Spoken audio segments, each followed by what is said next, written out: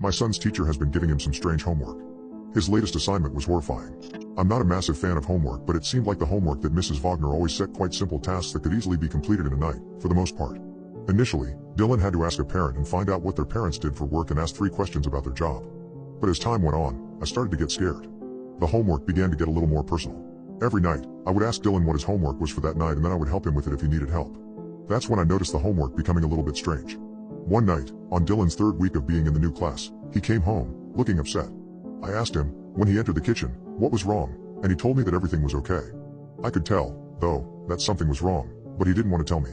Dylan spent most of the night in his room. We decided to let him stay there for a while, but after an hour or 2, I went in to see him and let him know that it was time to go to bed. I walked down to his room, opened the door, and when I looked inside, I saw that he had already fallen asleep over his workbook. I quietly walked over to him to gently wake him up and move him to his bed, but that's when I saw it. The homework task that was set for that night. The title that was written in Dylan's workbook was "Would I Miss My Parents If I No Longer Lived With Them?" At first I was taken aback. This was a very weird task to set for a group of 14 and 15-year-olds. I didn't really know how to react to this. I continued to read, though, to see what else he had written. He had written, "I would miss both my mom and dad very much. I love them both a lot and they help me with everything. I love spending dinner time with them. But I would probably love someone else as much as them if I had to, like you were saying today, Mrs. Wagner." When I read the final sentence, I felt chills down my spine. The words struck me like a brick to the face. What had Mrs. Wagner been telling my son? What was the purpose of telling him these things? I decided, probably stupidly, not to tell my wife about what I had found. She would worry, and she probably had a right to worry, but I didn't want to concern her. I decided that I would instead confront Mrs. Wagner tomorrow and ask her about this strange homework task. The next day, I took Dylan to school like I normally do, except this time I got out and walked up to the classroom with him. I saw Mrs. Wagner, alone in the classroom, as I entered the room, and she greeted me with a smile. "Hey, how are you?" she said as I entered the classroom. "How is Dylan settling in?" She was dressed in a flannel skirt with a black jacket and her brown hair was slightly curled. I answered that he was settling in well, but I did have 1 or 2 concerns. She asked what they were, and so I explained. "I was just curious about the homework you set yesterday. The one about how much they would miss their parents. I am just concerned because it is a very strange and confronting thing to ask a group of 9th graders. I also noticed that Dylan wrote that he might have to love someone else if he had to, like you told him. I would really like you to explain that." I asked her, quite bluntly. "Oh, that," she replied as she let out a slight laugh. "Yesterday, I was teaching about how parents love and protect their kids, but also how that there are also other people that would be there to help them if they need it."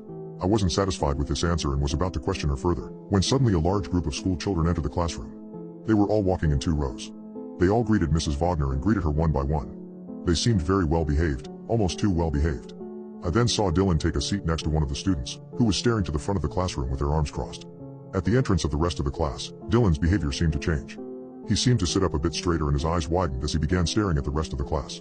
I looked around and noticed that all of the students were staring at the same spot. All their eyes were pointed at Mrs. Wagner. Something didn't feel right, but I knew that Dylan needed to stay at school, and this was probably some sort of morning routine they had. I decided that I would pick Dylan up from school, though, and so I left work a little bit early and drove over to the school. When the bell rang, most of the kids came running and screaming out of the gate, apart from Mrs. Wagner's class. They all walked out in a line, walking in time. This disturbed me. I had never seen a group of students so well behaved, especially even after the school bell had rung. Dylan walked over to the car and hopped in.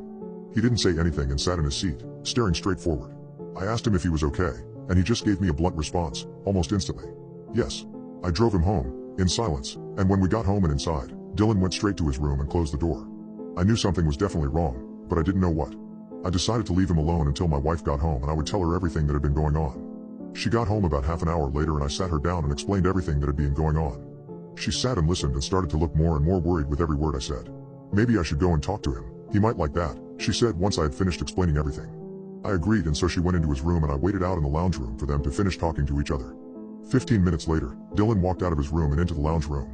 He was holding a small workbook and he said, "Can you help me with my homework, Dad?" "Of course, come and show me what you need help with," I replied. He held out the notebook and I took it out of his hands and read the homework task for tonight. Written on the top line of the page was one task. Research the best way to inject your parents with anesthetic. I barely finished reading the sentence when I felt a sharp pain in my neck, and I looked down and saw the needle sticking out of the side of my neck. Dylan was holding the other end of the needle, a blank stare on his face. Everything started to go black and the last thing I remember seeing is Dylan staring down at me, as I lay on the floor. I don't know how long I was out, but I was awoken by my wife screaming and crying. I woke up, startled, as she continued to scream. "He's gone. Dylan's gone." She kept screaming. I looked up at her and the first thing I saw was the small pin prick that was on the side of her neck. She had been injected too. I didn't know what to do, but I knew I had to find my son. I tried my best to get up, but I think the drug hadn't properly worn off yet because I still couldn't move properly. I could move my arms, so I managed to get my phone out of my pocket and dial the police. I explained to them what had happened, and they said that they would send officers out and would begin looking for Dylan. I then noticed that it was already 9 in the morning, and so I decided to ring the school and see if Dylan had gone there. I dialed and a lady answered the phone. I asked if she had seen Dylan from Mrs. Wagner's class. No, I am very sorry, but we haven't seen him today. In fact, we haven't seen anyone from Mrs. Wagner's class today, they are all absent. Which is very odd because Mrs. Wagner hasn't shown up for work either today, the lady on the phone said. I hung up and sat in silence for a moment.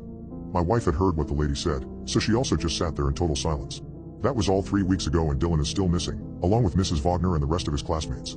All the parents of the kids in Dylan's class have the same story. They were injected with something by their own children, and when they woke up, their child was gone. No one knows where they went, but we all have the same questions. Were they all together? Was Mrs. Wagner with them? Was this all planned? Exactly a month after the kids disappeared, the parents of Dylan's classmates and I gathered for a meeting at the town hall. We needed to share our experiences, our fears, our guilt. But as we were sharing our stories, one parent, Mrs. Johnson, whose son was also in Mrs. Wagner's class, remembered a strange detail. Mrs. Wagner had often spoken about a cabin her family owned deep in the woods, about 50 miles north of town. The police had searched her home and nearby areas, but nobody thought to check the cabin. Armed with this new information, we immediately called the police and relayed the information. They promised to launch a search the next morning and advised us to stay home for our safety. We couldn't just sit and wait, though. A few of the other parents and I decided to take matters into our hands. We gathered flashlights, maps, and a few essentials, and in the dead of the night, drove towards the woods. We navigated the dense forest for hours, the silence broken only by the sound of rustling leaves and our pounding hearts. As the sun began to rise, we came across an old, dilapidated cabin. The windows were boarded up and the paint was peeling off, but it was still standing.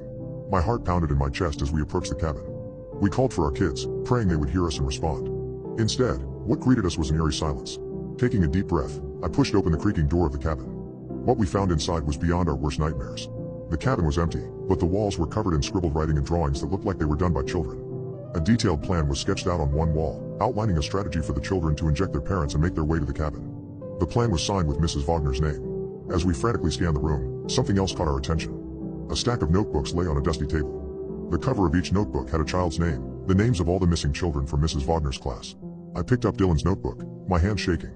I flipped through the pages, filled with more strange homework assignments, notes, and ramblings that seemed to be instructions from Mrs. Wagner. The last page stopped my heart. It was a drawing made by Dylan. It showed all the children, including him, standing hand in hand with Mrs. Wagner. They were standing at the edge of what seemed like a cliff, all smiling.